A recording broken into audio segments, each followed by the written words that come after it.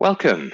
Thank you for joining me to consider the question of dharma. And it's an unanswerable question in some ways. So, plot spoiler right at the beginning. We're not going to get the magic answer in the next few minutes. However, hopefully, we're going to get a framework that will enable us to think about what the answer might look like from our perspective, because I think that's really what Dharma comes down to in the end. It's about how we live, and I don't know about you, but I'm not a big fan of people wagging their finger and telling me how to live. I'm much more of a fan of trying to figure out how to live based on other people's wisdom that I choose to imbibe, and that's really the spirit of Dharma. So with that in mind, I'm going to pull up some slides and we'll have a look at a few quotations from ancient Indian texts that shed a little bit of light on this question. So bear with me in case the music starts up again. I had some music while we were waiting to begin. But an image here from a depiction of the Mahabharata, and in particular the scene in the middle of the Mahabharata that may be familiar with in the form of the Bhagavad Gita, with a warrior being led into battle by his charioteer, who so happens to be the supreme being, an earthly manifestation of the deity Vishnu by the name of Krishna. So we'll be talking a little bit about the Bhagavad Gita as we go, but much more actually about the text in which it's situated, the Mahabharata, because that has a lot to say on the subject of this question. So let's dive in. The first thing we really need to do, I think, is turn to the dictionary. And that's pretty confusing. So we're not going to get stuck on this slide for very long. I do, though, want to just highlight the variety that we find there. So this is the Monier-Williams Sanskrit English Dictionary, a sort of standard reference text for scholars looking at Sanskrit texts. Obviously, we're dealing with a word that is from another language. It's also from another culture and from another time in some ways, although it continues to be very resonant. And in fact, as the very first line of the dictionary entry tells us, this reference RV is to the Rig Veda, which is the oldest surviving Indian text, somewhere around 3,500 years old, the oldest parts, according to scholarly guesstimates. It has a very clear foundational meaning. And as we'll see in a moment, I mean, it really does come from the idea of foundations. So it's something that's established or firm. It's the underpinnings of things. Therefore, one translation that's often given in English is law, because there's a whole category of texts that lay down rules, and they are concerned with dharma in that sense, the right things to do, the path one should follow. But that also leads to the idea that there is a prescribed path for each of us, or perhaps the right way to go about any endeavor at all. So there's these other ways of translating the term: practice, observance, prescribed conduct, or duty. But if it's about doing the right thing, then it's also about bigger concepts of what is right, what is just. And these texts on Dharma are often very preoccupied with listing all the right things as well as all the wrong things, and what you need to do if you transgress. So some would say really the best way to translate Dharma is in terms of virtue, ethics, morality.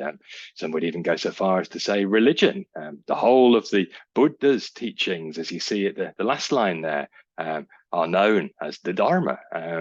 But I don't think that's really exclusive to Buddhism. It's really a system of knowledge that tells you the right thing to do for the purpose of becoming liberated. So Dharma is also therefore connected to yoga, which is why we're talking about it, since that's my primary preoccupation rather than thinking about writing lists of rules.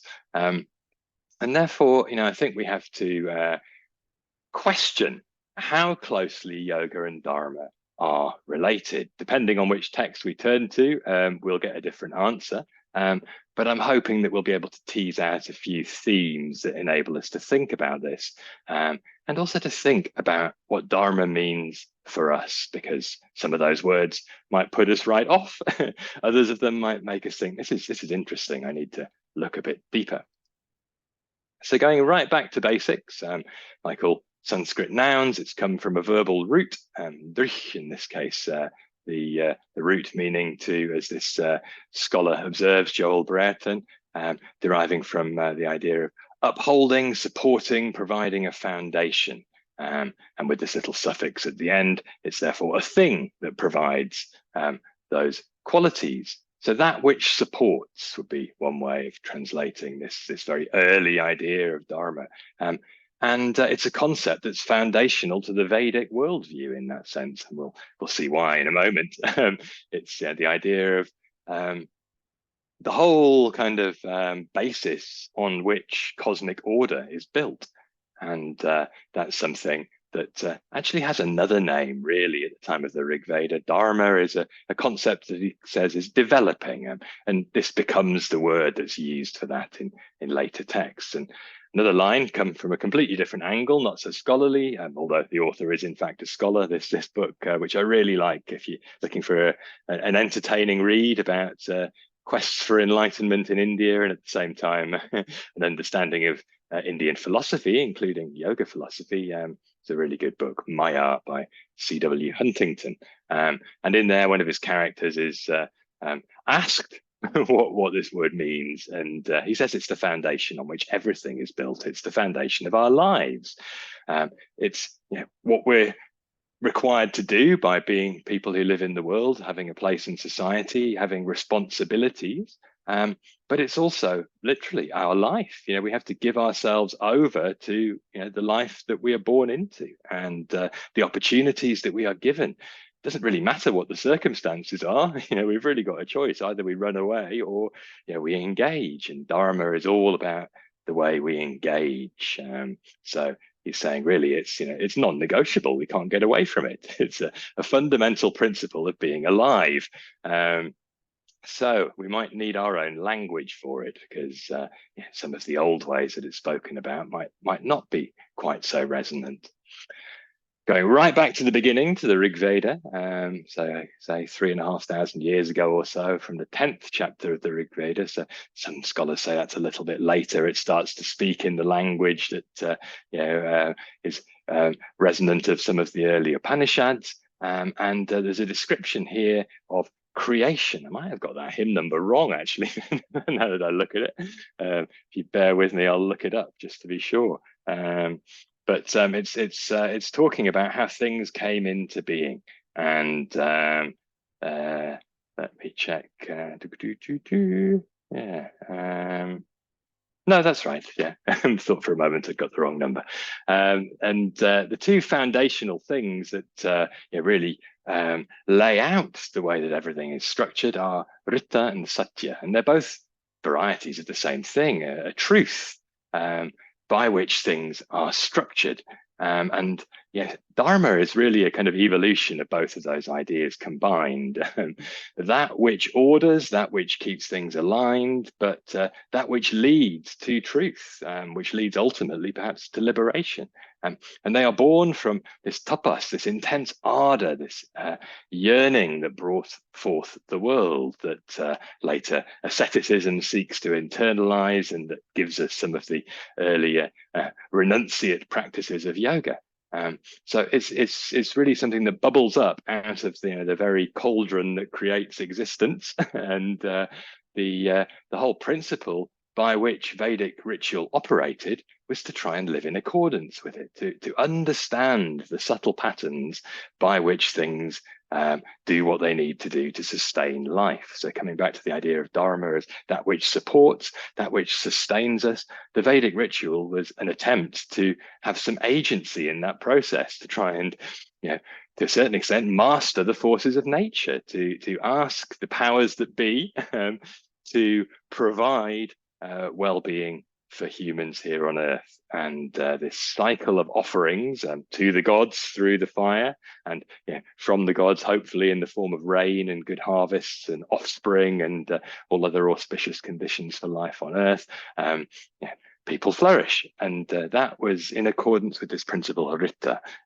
But really that's the same thing as Dharma. It is the natural order of things. And Whether we can dictate to it or not is perhaps an open question. In some ways, it's more about figuring out what it is and trying to align ourselves with it. And the priests thought they were doing that, at least in the way that the Rig Veda describes their endeavors. But over time, yoga emerges as something that says, well, this isn't so important to us.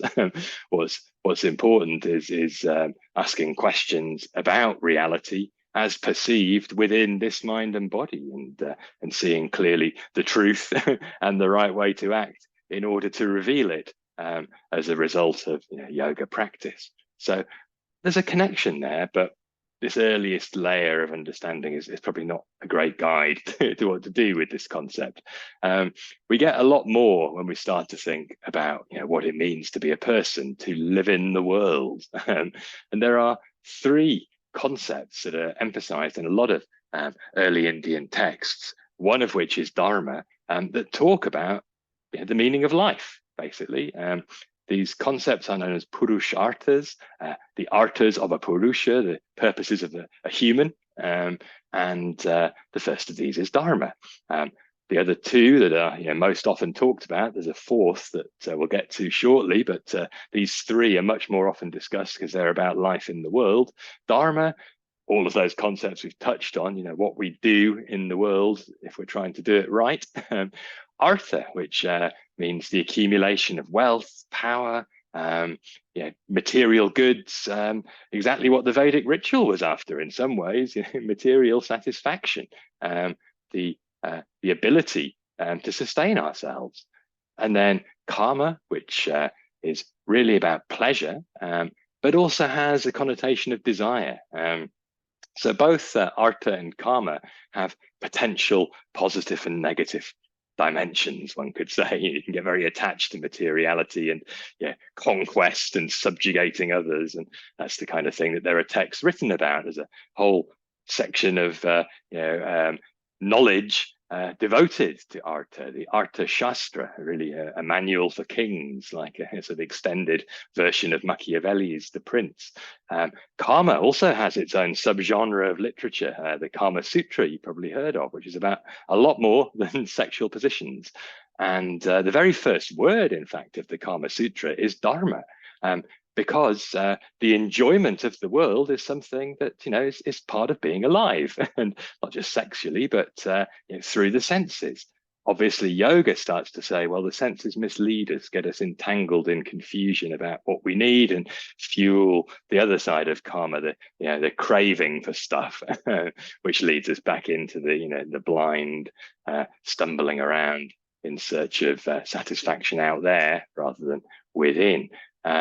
So it's often suggested that you need to get a balance between these things, and even texts that are devoted to karma and artha need to consider, how they align with dharma.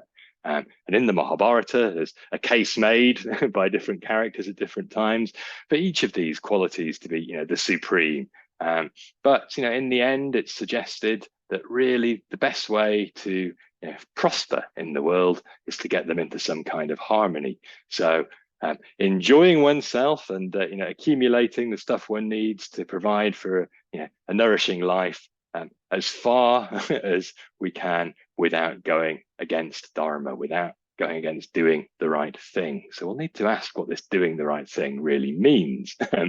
But first of all, let's just establish that it is possible to harmonize these things with doing the right thing. And the Bhagavad Gita makes that very clear. It says that on the one hand, karma is the enemy of anyone who wants to get yogic knowledge. And at the same time, Krishna says he is the desire in living beings, so long as it doesn't go against dharma.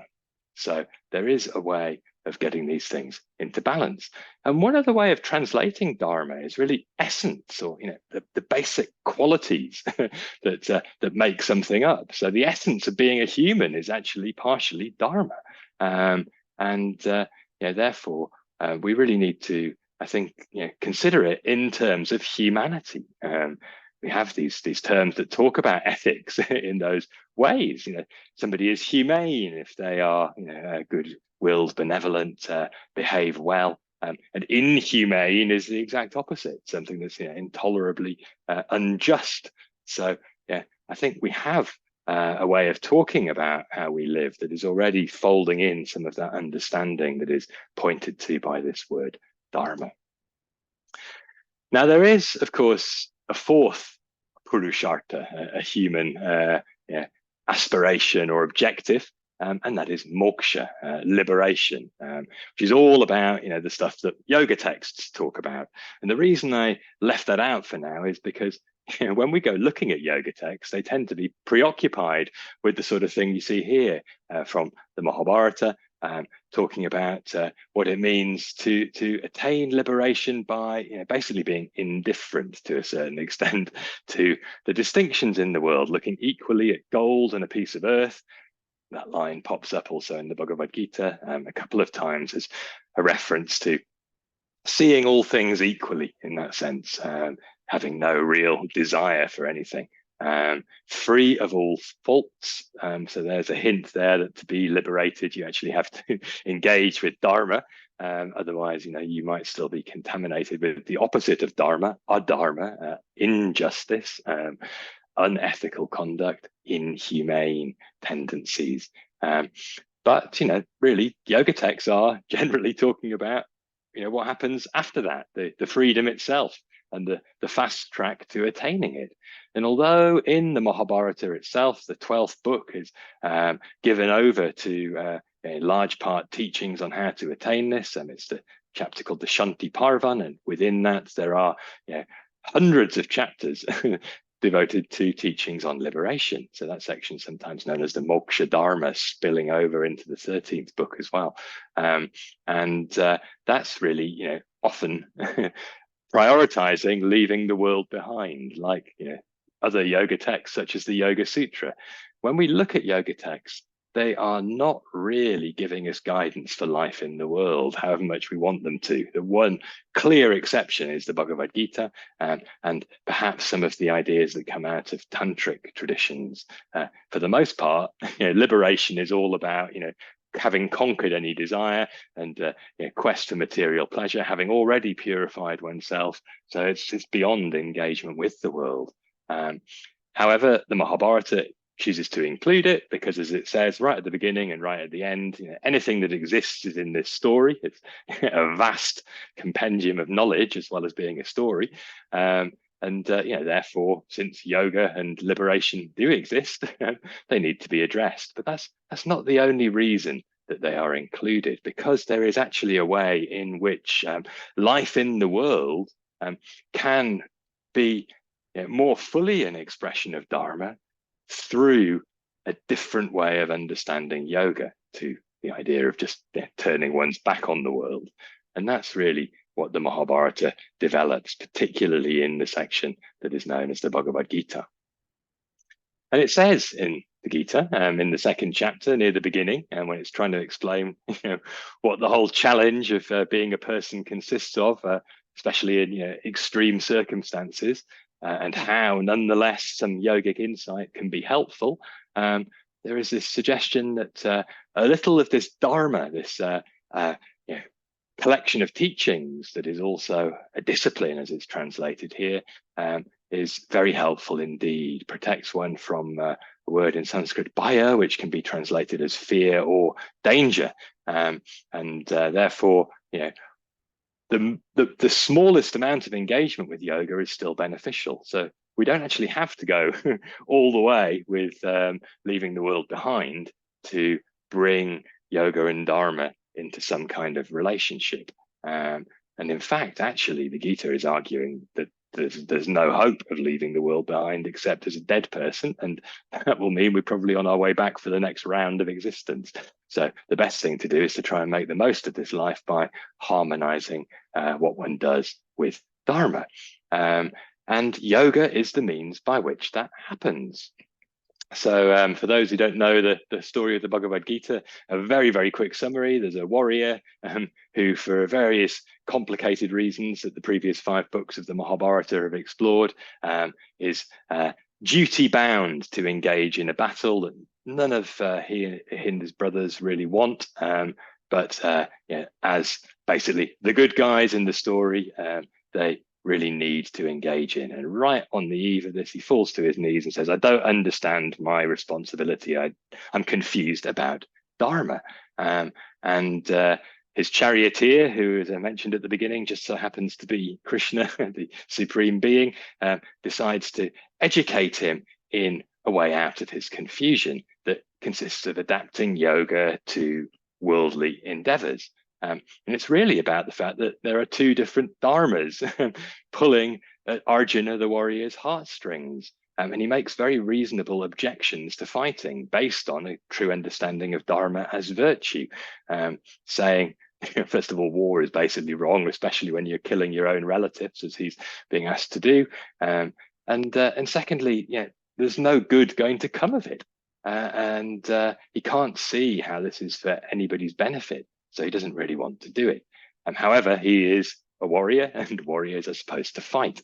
And therefore, the second quote there on the slide, which actually comes from his older brother, Yudhishthira, elsewhere in the Mahabharata, engaged in exactly the same sort of dilemma, basically saying to be a warrior is to be forced to do something that's evil. But sometimes it's the lesser of two evils, and this is one of those times. And so Krishna, having originally, his first argument is really basic. He makes fun of Arjuna, calls him a wimp, and tells him to get on with it. When that doesn't work, he wheels out a few philosophical arguments and then says, well, actually, because you're a warrior, a kshatriya, there's nothing better than a fight that is for the good of justice, that this is a just war, therefore you should engage in it and become joyful. Now, Arjuna isn't persuaded by that. It takes some other teachings to convince him, because there's something that actually has to be transformed in the way one sees for fighting to be in accordance with dharma, because most fighting is very much not in accordance with dharma, which is why his elder brother complains about the responsibility of being a warrior. So the only way really to engage dharmically in something as extreme as being a soldier is to get out of one's own way, to stop polluting action with the quest for personal gain, which is what most of us are caught up in most of the time, because that's the nature of being a person. So yoga teachings that would otherwise have said you need to leave the world behind in order to achieve this are actually harmonized with being in the world to resolve the kind of tension between social responsibility and pure virtue. There's a third layer in the form of liberating insight, which can actually make those two things compatible. To be an instrument of virtue, despite the fact that something unpleasant has to be done. Nonetheless, I think we can also see that there are many good reasons to question this. And the Bhagavad Gita is a complicated text. If the supreme being doesn't get you, then the battlefield context might. They are, not so widely appealing in 21st century Western yoga circles. And there's one particularly good reason for this. Really, the whole argument that's being presented to Arjuna there, that he, because he's the warrior, should get on with it, is the basis for rationalizing a hierarchical distinction in society, to say that people are born into certain roles, they should not deviate from those roles, and one should do one's own duty, and that's the path to liberation. So it's a very famous line repeated twice in the Gita, better to do your own duty even if it's terrible than to wish to have another's. That's actually almost a carbon copy. Those in a bit of Sanskrit will see immediately the similarity of a line from a text on Dharma, the Manusmriti, a famous, or sometimes some might say infamous text about very fixed rules that gets quite entangled in this question of the caste system, which is what the different strata of society is all about. So Kshatriyas being sort of number 2 on the list under the Brahmin priests. That's all very well if you're at the top of the tree, but if you're one of the lower orders, your job is to just continue to serve with happiness and to not aspire to any improvement in your circumstances. And in this way, the Gita can be said to rationalize injustice. I think, there'd be an argument one could strongly make to that effect, and that has been made by no less a person than one of the framers of the Indian Constitution, Ambedkar, and he had a lot of critical things to say about the Bhagavad Gita.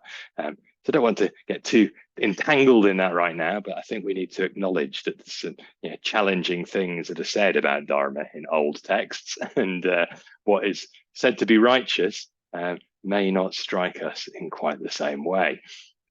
There is nonetheless a suggestion that actually what we would understand today as caste might not be quite the same spirit in which the original sort of subdivision of labor was envisaged, in that it's suggested that one is a particular social group due to the qualities that one exhibits as a person.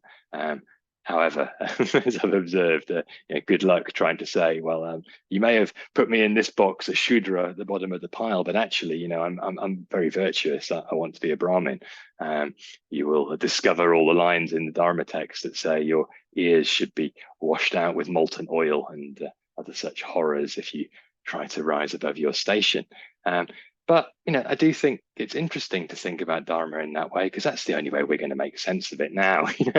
None of us has been born into a social role. We've been born into a body and a mind and a social circumstance and a family and a country and all manner of inherited tendencies that we had no choice over whatsoever. So we do have to adapt to what we've got to make the most of our situation. And in that sense, we maybe do have a calling, but the Gita's not really suggesting it's up to us. Although, as we'll see, maybe it is. It's speaking very subtly about a transformation in how we see. And in fact, it's basically saying that anybody can be liberated if they do their duty with devotion. So on the one hand, one could argue that it upholds an unjust division of society. And on the other hand, it's a democratizing text that says anybody can get liberated so long as they, so to speak, stay in their lane. So lots there. Still haven't got a nice clear answer about what Dharma is, though, have we? I think if we really want to think about it, there are some very clear principles that are elaborated in the Mahabharata and also elsewhere in the Gita and in yoga texts generally. I mean, doing the right thing immediately conjures up ideas about ethics, and we turn instinctively to Patanjali's Yoga Sutras in the modern globalized yoga practice world, expecting to find there, in yama and niyama, the sort of precepts that will guide us in the world. And the first couple for sure are very helpful: truthfulness and not harming. Not harming said, pretty much across the board to be the highest expression of Dharma as it's articulated here in the Mahabharata, or the supreme virtue, the Paramo Dharma, repeatedly said to be that in the Mahabharata. However, some of the other stuff starts to get a bit more complex, and the one that immediately rings the alarm bell for most people who live in the world is number 4, brahmacharya, celibacy. So people are at pains to reinterpret that to mean all sorts of other things. But I think it helps to actually stare it squarely in the face and remember that not all yoga texts are really talking about life in the world. They're actually talking about how to get away from life in the world. And if we are going to live in the world, we need to actually have perhaps a different perspective on what it means to do the right thing. We need our own language for Dharma. And there is repeatedly in the Mahabharata reference to a particular kind of Dharma, the Sanatana Dharma, the Dharma that is eternal, that is timeless, that is universal, that applies to everybody effectively, regardless of their varna or their ashrama, the group into which they were born or the stage of life that they are in. These qualities of benevolence, open-hearted kindness, acts of charity, it says here in the second of those quotations. That's the essence of the Sanatana Dharma. Now, nice as some of the ideas in Patanjali's yamas may be, there isn't one about generosity. There is not one about compassion. There is not one about loving kindness towards others. There's certainly not something as simple and bold as this statement that Dharma is essentially defined by what is based on love for all beings. Um, and this concept is there also in the start of the 16th chapter of the Bhagavad Gita. There's a much better list of ethics there than Patanjali's Yama and Niyama, including the the quality of daya bhuteshu, compassion for all beings. So the cultivation of that is actually said very clearly in the 5th verse of the 16th chapter to lead to liberation. So actually, moksha is really attained by living in the world with a pure heart, and a real commitment to seeing everybody equally, to being of service, to being kind, and that's got nothing necessarily to do with yoga. You don't have to be a yogi to do that. And by the same extension, you can contort all you like on a yoga mat and not necessarily manifest any of those qualities. So we need to start, I think, asking ourselves philosophically what's missing from modern yoga and how can we cultivate that and talk about it, and not just assume it's there, or that a bit of lip service to a few basic principles will manifest it. It's about how we live. It's about how we are in each moment. It's actually, as it says there in the second of those quotations, not just in what we do, it's in how we think and the words that come out of our mouths at all times. So there's a lot to consider. Bottom line, if we're going to reduce it to some sort of golden rule, is the golden rule that you find in most religions, and also in basic humanism. You don't need a religion to tell us this. Shouldn't do stuff to other people that you wouldn't like them to do to you. And at the same time, dharma can't really be pinned down. It's sukshma, as is repeatedly said in the Mahabharata. It's subtle. The only real defining quality is that it's that which leads to people's welfare. Beyond there, it's up to us. It's context specific.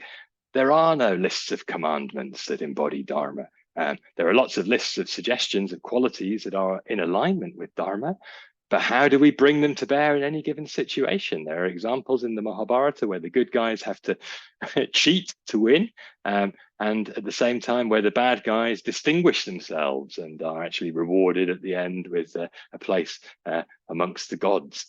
So the world is messy. The world is full of shades of grey. Black and white principles are poor guides to how to live. We need to start asking ourselves in any situation, what's the right thing to do, and listening to the heart a lot more than the voice in the head that tries to rationalize it all for our benefit, which is, to come back to where we started on the battlefield, the thing that's guaranteed to lead you astray. And many have been led astray. All sorts of characters have said that the Bhagavad Gita helps to explain what they do. Heinrich Himmler decided that he was quite inspired by the Bhagavad Gita and probably didn't understand it very well, at least not in terms of the importance of dharma in the spirit of these concepts. But texts that are subtle lend themselves to many different readings, and it would be unwise, let's say, to try and pin those concepts down or set them in stone. Instead, we have to bring them alive in our lives by asking ourselves what to do. And at the very end of the Gita, that's pretty much what Krishna tells Arjuna. So I've told you all this magic stuff. It's really good. It's the best I can possibly deliver. But it's up to you what you do now. And rather mysteriously, after Krishna has just suggested it's a total situation of free will, Arjuna replies, well, I'll do as you've told me, basically, and get on with my responsibilities. So what will we make of this? How do we find our own language? Well, it really is up to us, I think. There's one example here, which I like, which comes from a London-based yoga teacher, Hamish Hendry, who put together a little pamphlet of quotes from the Bhagavad Gita at the start of the COVID lockdowns in early 2020. And he said, really, how am I going to make sense of this? Well, very simple. Find what you're good at, do it well, do it with love, and don't expect anything in return. Give. If we can't do anything else, give. That was basically the Buddha's message to people who weren't going to become monks, who were not going to get enlightened in this lifetime. Be a bit more generous, and you will get the reward in the transformation of your way of being. So this is how I understand Dharma. He says, doing the right thing at the right time. We have a choice, people. and we don't often make it wisely. The invitation when we start thinking about dharma is to cultivate wisdom, to ask what are our obstacles to acting in wise and compassionate ways, and to start to do something about them, not just to mouth platitudes about it, but to really deeply consider what hardens our heart, what makes us greedy, what makes us needy, what makes us angry, what makes us cruel. What can we do to counteract that? How can we become more fully human? How can we become better expressions of dharma? That's really the question that I want to highlight. And I think that's actually the essence of being a yoga practitioner who lives in the world, rather than an old-fashioned world-renouncing one. It's certainly the consideration of the Bhagavad Gita, which tries to show that yoga and dharma are actually the same thing.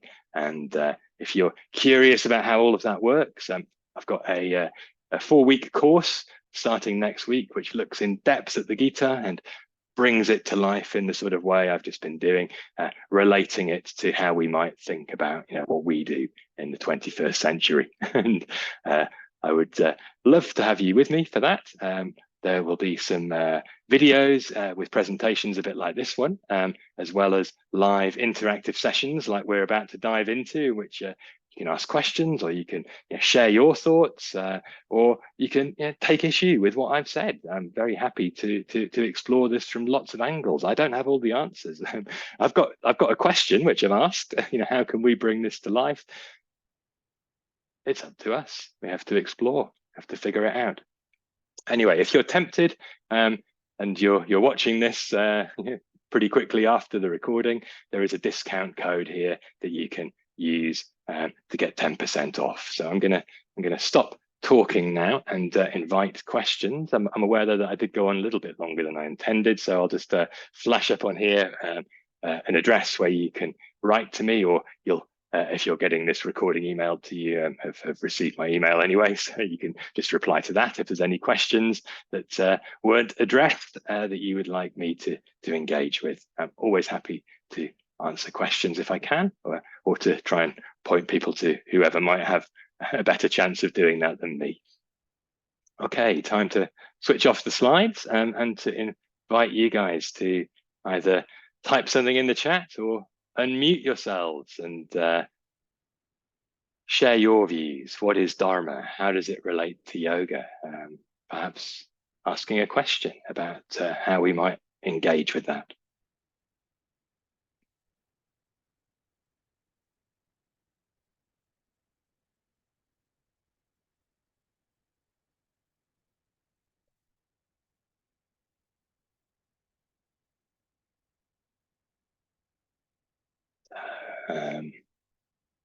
I know there's quite a lot there. Thank you, Clara. Yes, please dive in. Hi, how are you? Well, thanks. Nice to see you. Nice to see you too. I had several things. The first thing, I think we always think, in very clear-cut ways, like in the world versus outside. I mean, maybe there's also a way to kind of be in the world, but not fully in it.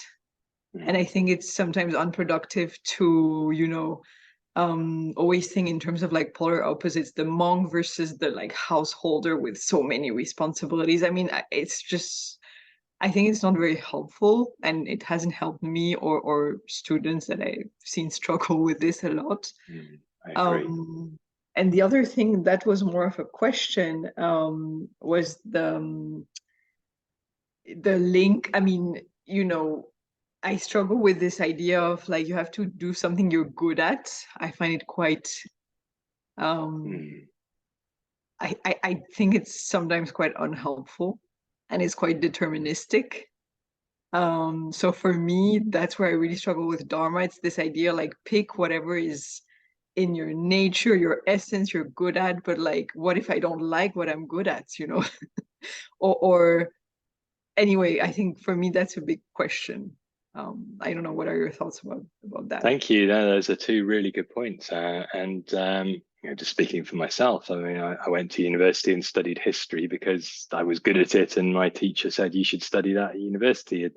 In hindsight, what I enjoyed most was learning foreign languages, and I really should have studied foreign languages, and perhaps then I might have made more progress with Sanskrit than I ever managed to, because it takes dedication. I lost, I stopped training that muscle when I was 18. Although I've dabbled in a bit of other languages since. So, I mean, not a very good example, but we are, I think nonetheless, here in a body, in a context, at a moment. And the answers to these questions don't have to be fixed. It's not even necessarily that we need to go on some, vision quest trying to figure out, what's my ultimate purpose, find my true meaning. What do you want to be when you grow up? I was always terrified when people asked me that question. I still didn't have an answer when I left university. So I was all sorts of things. I was a ghost tour guide. That was my first job. And then I was an English language teacher, and then I was unemployed for a bit, and then I ended up as a journalist. So, ghost tour guide to journalist, draw your own conclusions. But I think, really, we can change our answer from moment to moment. It's just how do we? I don't like this phrase much because it sort of covers up actually sometimes what it's trying to say, but I can't think of a better one right now. It's just how do we show up in any given moment? Yeah. Are we fully there, just bringing forward the best of ourselves or not? And that can be, just trying to go about whatever daily chore we have to do, without making a big, song and dance about it, as we say in English, a big drama. And instead a tamasha, as they would say in Hindi. So it's instead just to be able to do what needs doing. And if we can do that with a light heart, we'll be happier. We'll probably be nicer to be around, and that might be, as far as it needs to go in terms of this inquiry. How can I remove the things that stop me relating to my everyday responsibilities in that way? And often I think it's helpful to look in those terms. It's not very popular to just talk about it that way. People like to talk much more about, how to welcome in, how to call in all the wonderful qualities we want, how to manifest this, that, and the other. But I think, the honest truth is we'd all love to be wonderful. And, we're brought back down to earth with a bang by the fact that we're human. We have flaws, we have tendencies, we trip ourselves up. And it's more helpful to be honest in thinking about how we particularly do that, and what might help us to do it a little bit less, and to try and see that as an expression of dharma. What enables us to remove some of that blockage that stops us being an expression of goodness, or even, just as I was saying a moment ago, happy in our daily responsibilities. I know that I have a tendency to complain. I feel most content when I can complain about things. I'll happily take on any arduous responsibility so long as I can whinge while I'm doing it. But sometimes notice myself now and realize that actually then I'm having to carry around this feeling, and I catch myself sometimes even in a mirror or a window, and see I've got this sort of teeth grinding, frowning expression on my face. I think, well, lighten up. It's not that bad. So I think, we do have these choices, and sometimes it's just a choice of dialing down some of our negative tendencies, rather than somehow expressing our inner radiance and abundance to the point that we are pure expressions of God. Although, having said that, the list of qualities I was talking about at the start of chapter 16 of the Bhagavad Gita, and the first 3 verses there, they are described as divine qualities, and they, as I said, lead to liberation. And that, they're a good guideline to things that we might want to have more of. But really, the reason that we don't have more of them is much more to do with what comes next in verse 4, the fact that we're hypocritical, arrogant, proud, prone to anger, and also tending to delude ourselves. So if we can do something about those tendencies, we might have more chance of being all the good things. And then coming back to the question about polarity, I suppose the only reason I emphasize it is it's something that comes out of the text. It comes out of the Mahabharata. The distinction between dharma, that is categorized as nivritti, turning away from the world, which is really the category into which most yoga texts fall. Or there is the idea of that which is pravritti, turning towards the world, engagement in the world. And that's what the Bhagavad Gita is promoting. And it's really quite rare in that respect. It's actually saying the other way doesn't work. It really critiques it. It pulls it to pieces in the first couple of chapters. Chapter 3 explicitly says you can't get liberated by doing nothing. Tell that to most of the yogis historically and today. They seem to think that's the fast track. Stop doing and you'll start unwinding your negative tendencies. But you're still there as a person, living and breathing, conditioned by everything that happened before. So something has to be done to purify us. And the Gita is saying, instead of being afraid of acting, action can be part of what purifies us. It's a never-ending set of challenges to which we have to rise. And again, that's the way in which the world can be our dojo, our martial arts training center. All this unwelcome stuff flies at us. Can we get more skillful at just sort of flowing through it and turning it around to our favor instead of being knocked over? And that's I think really in some ways how we're invited to read the Gita as 21st century Westerners, because what it says about dharma in terms of the Swadharma, the individual duty, is very much geared towards different castes. And if we weren't born into that system, we're all automatically outcasts. We are the lowest of the low. We're totally impure. We can't go anywhere with that project. So better we just rip up that idea and just start to think about, what can we do to bring a little bit more clarity into how we're engaging in life. And that means that life is not something to run away from. It's something to perhaps be a bit wary of fully throwing ourselves into, especially if it's going to cultivate more greed, more delusion, more hatred and anger. Because that's what sensory activation and hunger does. The Gita says very clearly the rajas guna activates in us this activity, and that fuels desire and anger, and those are the things that get us lost. So there is a bit of leveling that's required in the mind, and that's where a temporary time out, going on a retreat, which is kind of how chapter 6 in the Gita presents meditation, a little bit of stepping away, or even just daily practice. It's a ritual in which we realign ourselves with priorities that we hope to perhaps embody in the maelstrom of the day, perhaps not living up to those ambitions all the time, but recentering ourselves before diving back in. And perhaps even to the point, like the Gita is suggesting, that we can bring that detachment into the action, so that we're actually engaged, but at the same time, as you were suggesting, not totally overtaken by what's going on in the world around us, not having our minds colonized by all the stuff that flies around these days from 50 different directions, demanding our attention, demanding we have an opinion, demanding we buy stuff, whatever it might be.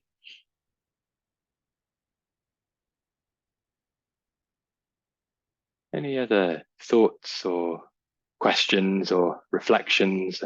Anything anyone would like to share? Just a reminder, it's totally fine to type something in the chat if you would prefer to do that. While I remember, I will also type in there that link to the course plus the code that I mentioned, in case anyone wants to check that out. So subject just reminds me of Gabor Mate, who describes how society has negative influences on the individual. So leaving the choice of acting against it or closing the eyes. Yes, I mean, there's a lot to be said, I think, for thinking in this way about as I was saying, sort of looking at the negative to understand how to reveal the positive. It's not that society is always negative in its influences on us. Without interaction with others, our lives would probably be a lot less rich. But there are forces and tendencies in the organization of advanced 21st century capitalist structures that basically are engaged in trying to distract us to make money, trying to make us feel unhappy so that we can be sold solutions to our unhappiness. And that stuff is really important to pay attention to. really, we have a choice in that sense, yes, to either just switch off and disengage, or to actually try to counteract it to a certain extent, yes. But then we're back in the realm of we are flawed human beings, and what we think we see clearly isn't always the ultimate truth the way that we think we see it. In fact, it's very hard to know what the ultimate truth is, and sometimes closing the eyes and looking within is perhaps a more profitable way to go about trying to come into a relationship with that than going out being a crusader for truth. And I only say this based on my own experience of having been a journalist, having been very radicalized by some of what I saw working for a newspaper that helped to sell the invasion of Iraq 20 years ago, thinking therefore that the corruption in the media was something that everybody needed to know more about, that I should talk about at all opportunities, that I should try to get published in other media outlets. And surprise, surprise, I was generally the person to spend less time with at the party because I was getting a bit boring. And also, I didn't really actually see things as clearly as I thought sometimes. I got this idea in my mind because what I'd seen was very clear, but there were many situations in which even the newspaper I had worked for were doing, very helpful things and spending time explaining what was happening in other parts of the world that I couldn't be in, or really just doing the job that no one really likes to do that much these days, of just actually collecting facts rather than sharing opinions. One needs to learn perhaps ways to navigate this mess of information more skillfully and not be misled by it. But I have found to my cost that switching off means I'm just less informed. And that's a cost I'm prepared to live with some of the time, because I just can't keep up with the volume of information anymore. I don't want to. I don't know what to do with it. But I do try to re-engage on my own terms from time to time. That's just purely my own perspective on all of that. But I do think it's a choice. And this is the thing that comes up with Dharma. We have a choice. There's a lot of presentations of ideas, particularly in the Gita, that sound almost fatalistic, as it's all preordained, and we're just sort of flowing through our ordained role. But actually, how we relate to every moment of it is within our power. What happens as a result of that is totally out of our hands. So there's this dichotomy, in a way, this conundrum that we can have a lot of control over what we invest and we have next to no control over what comes back. So if we're always, to use a very capitalist expression, saying what's the return on my investment, then we're going to be miserable and we're not going to be aligned with Dharma. If we can think of it more as a charitable investment in which we're giving for the good of something, then it's worth pursuing that. And in that spirit, coming back to the idea of looking at what's wrong in the world and engaging with it, trying to act against it, being an activist. If we can do that with the sort of detachment that the Gita advises, not get burned out, not get more angry, not be like me in sort of circa 2004, 2005, writing endless letters to editors of publications telling them that I saw through their corruption, then great. But also, I think it's worth sometimes wondering whether just taking a bit of time out and getting a bit centered, and then being in the realm where we can have much more influence in our interactions with those close to us without that stuff polluting us, is perhaps even a bigger challenge. So I'm curious to see some similarities between Dharma and the Greek concept of kairos, right action at the right moment. I think that's a very good definition of Dharma. And Krishna, when he's asked to define Dharma a couple of times, says precisely that. What seems right at one moment will be inappropriate in another context. The circumstances demand something of us. And coming back to my theme, I suppose, which I didn't really think was going to be a theme, but it's become that way, of how we can get out of our own way. What stops us seeing what the right thing to do is this lens through which we distort things, that's based on our self-centeredness a lot of the time, even if the only part of that is just to think we've already seen what the right thing is. Sometimes the best way to see what the right thing to do is to stop thinking we've got the answer, and to see what our intuition has to say, to see what our heart has to say instead of our head. because it's very easy, I think, to get confused and to convince ourselves that right is wrong. And the Gita says very clearly, you know, that's the definition of a tamasic, dull-minded state, to think that the wrong thing is the right thing, or to fixate on one way of seeing things as if that was the entirety. There is no fixed answer. There is this need to ask the question constantly. In fact, if that was the one thing that we took away from this, to ask ourselves more often what's the right thing to do rather than instinctively acting out, I think that would be a really healthy way of sharing some of the essence of Dharma in the modern context. So as I was saying, there's a link there to the course and the discount code if anyone is curious.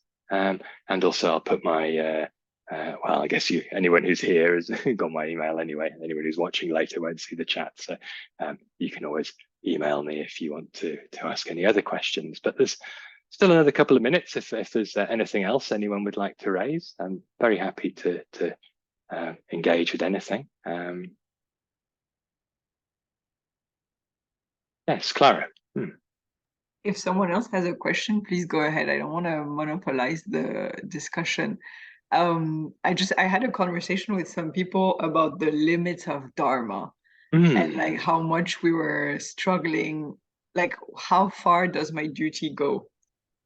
And like in terms of also like politics, like does it stop at your country? Does it encompass, I don't know, your cultural space, or where does it stop?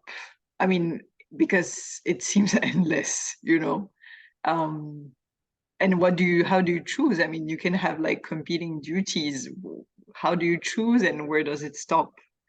Really good question. It's so easy to feel the weight of the world on our shoulders, especially if we try to be, better people and to take an interest in the rest of the world, to think the essence of this karma yoga in the Gita is to act without attachment for the well-being of the world. Loka samgraha is the holding together of the world. I mean, that's quite a task. Good luck with that, I would say. But it's a good motivation. And if we perhaps sort of perhaps shrink down the perspective a little to our immediate sphere of interactions and try to act in ways that at least are not too disturbing to the order of the group in which we find ourselves, and that's perhaps a bit more manageable. I mean, we can feel called to do more, and we could always do more, I think. And we can all think of examples of people who we look up to, perhaps even envy, because they are, doing more than we can. And that's not very helpful, I don't think. That's just another way to bring our minds back into, some combination of greed and aversion. In some way, we're wishing we were somebody else, we're wishing we had their role, or we're wishing we could, be better, or we're in some way despising people who've done better than us because they have succeeded in doing that. That's comparison can lead us right off track. But just coming back clearly to this question, that if we really think about it, there's 1,000,001 things we could do. In fact, there's so many things that we couldn't even list them all before we'd run out of time to do them in. I think it's much more helpful to think in terms of one thing. What can we do right now that's useful? And that's enough. It doesn't have to be a big thing either. It can be a very small thing. And sometimes it might just be the washing up. It's what needs doing. What does the world need from me right now? And what can I bring to it in response to that call? And yes, it might be, world peace, dismantle capitalism, solve the problem of climate change. But it might also just be phone a friend, or, send a birthday card to somebody I've lost touch with. Nadia, did you have your hand up? Yeah, very briefly. As Clara was just saying, just remind me a little bit of some reflections I was having while we were talking. Sometimes the Dharma seems like a little bit of what we've got in the world with this politics and laws and rights and duties a little bit, like it's almost if like the purpose of life is for each of us, and then the ethics of the Dharma is like to sort of like for each of us to engage in a sort of like right manner, whatever there is. I don't know, it just reminded me a bit of that, and yeah, and how much in activist world or in whatever you do, most of the time you're not going to see what's but reflect the ripple effect of whatever you're doing. You just have to like just believe eventually it will ripple out. And yeah, it's fascinating, and I think we can see that in our societies, isn't it? Like people like, I don't know, the Gandhi, or they didn't leave to see whatever they left behind. And I think I guess it's just touching on that little bit of like, okay, let's just keep doing what feels right. And it is a huge dilemma sometimes ethically, what feels right, what is most compassionate, what sometimes is not directly what we think. Anyway, just going on rambles, but rambles are good. It's good to share those thoughts. Sorry, I cut you off. No, that I think that was it really. Just that thought of, it's so difficult sometimes depending on whatever what circumstances you are, what feels right here, it's not actually what is right there.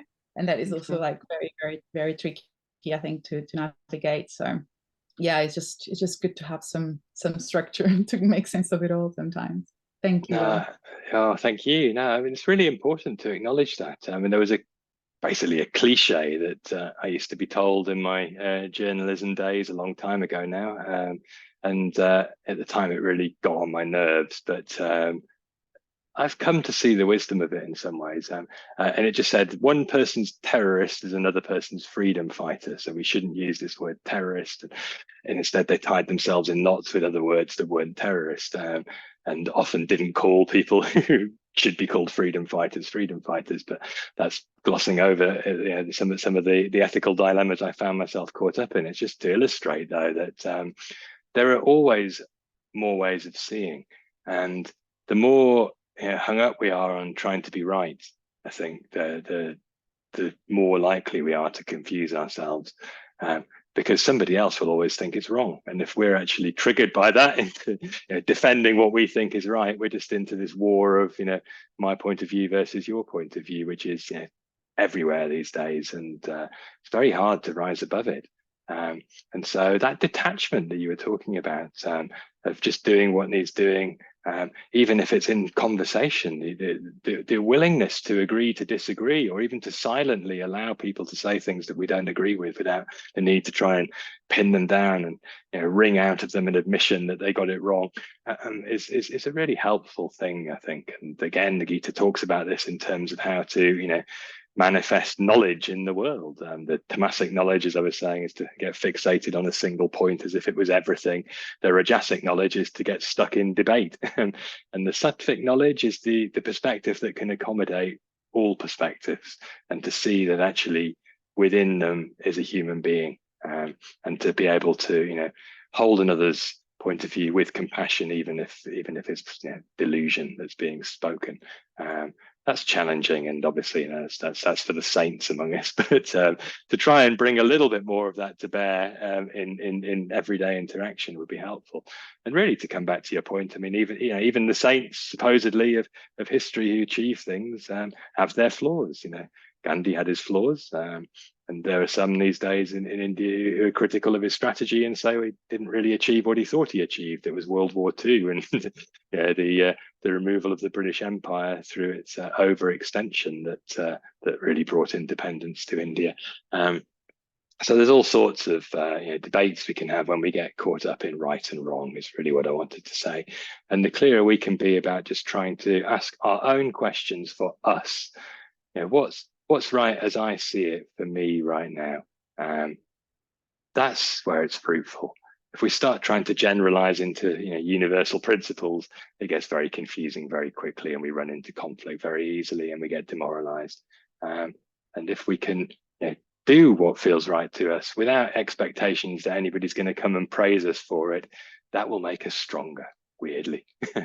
Although it does sometimes feel the opposite. And if we're secretly doing it, hoping for that praise someday, then then it's really going to not lead in the helpful direction. But if we can do it, as he was saying, just out of the love of doing it, not knowing what the ripple effect will be, that's the spirit of action that the Gita is promoting as being the true expression of dharma, doing what needs doing without an expectation of reward, just purely and simply because it seems the right thing to do. And whether somebody else thinks it's the right thing to do or not, it's kind of immaterial. Although obviously if we convince ourselves that all manner of injustice is the right thing to do, then we've gone astray. But hopefully if we're asking sincere questions and really listening to the heart, we won't go down that path. Sheila, one last question. Yeah, it's just that I worry about the extent to which my idea of right and wrong was drilled into me by people I don't necessarily approve of now, and escaping from that very early conditioning, which is, I think, what leads to so many of these arguments, because people have had these different value structures kind of squeezed into them when they were malleable. Absolutely. And I think that's what yoga is in some ways addressing through the analysis of samskaras, these tendencies that have conditioned us, or vasanas, in other words, sometimes used, these grooves that we've got stuck in without us having perhaps chosen to go into them in the first place, but the grooves have got so deep that it's very hard to climb our way out of them and to find new ones. And really, again, it's just, I think, awareness is really the only remedy, watching what's happening and trying to see how we're conditioned, even if, we can change it to the most limited extent, to at least see that that's what's happening, enables us to hold it a little more loosely rather than to be, pre-programmed by it. But that's what it is to be a human in some ways, to be pre-programmed by others. The modern era has got so many more ways in which that's happening subliminally without us noticing it. A friend once wrote a short story about advertising, again, about 20 years ago, which sort of, and I was thinking about this the other day as I walked through the tube, the underground in London, that the adverts are sort of three-dimensional things that are flying at you, trying to punch a hole in your awareness. And it seems that way more and more, whether it's adverts or just opinions or whatever it might be. And layer that all on top of being basically told to do what you're told at school, and to have your parents' expectations, which were drilled into them by forces beyond their control, so on and so forth, going way back. And then add all the layers in which various kinds of trauma get handed down without anybody really knowing that's what's happening, because we haven't been able to face it skillfully enough to unwind that conditioning. And most of it's what we don't really want and what we don't know how to lose. And perhaps just by seeing that, we can get a little bit better at, when we notice it, lightening the load a little bit, even if it comes back and keeps coming back, and get a groove going in which we pay attention to it and realize there's a choice here. It doesn't have to be this way, even if we don't know what the alternative is yet, or it just goes against our instincts because we've been so well trained. And there's no right answer in the end. I think there's no perfect way to live. And if we are waiting to find it, this life will probably be over before it arrives. That's certainly the way it seems to me at this stage. And I'd be surprised if that changes. So all we can do is just, give it our best shot. Sounds like a very lame cop-out as a concluding statement to talk about dharma, but what more can we do? We can only really try to bring a little bit more wisdom into our lives in the limited ways that we are capable of doing that as human beings. So actually just daring to be human is really coming back to this idea of dharma. Is going to get us better aligned with things, rather than trying to mold ourselves into some sort of embodiment of goodness knows what, because we'll always fall short. And better at least to be facing ourselves with our limitations and trying to lighten the load, as I was saying, a little bit here and there, to be a bit more skillful. Right, that's probably enough from me, but I do, whether or not you're keen to join the course, highly recommend dipping into the Gita as a source of food for thought, even if some of the thoughts that arise are strong disagreement at times, because it really does throw up lots of ways in which these questions come up into worldly contexts. What is the right thing to do? And if you're really into going deeper, the Mahabharata itself is a cracking read.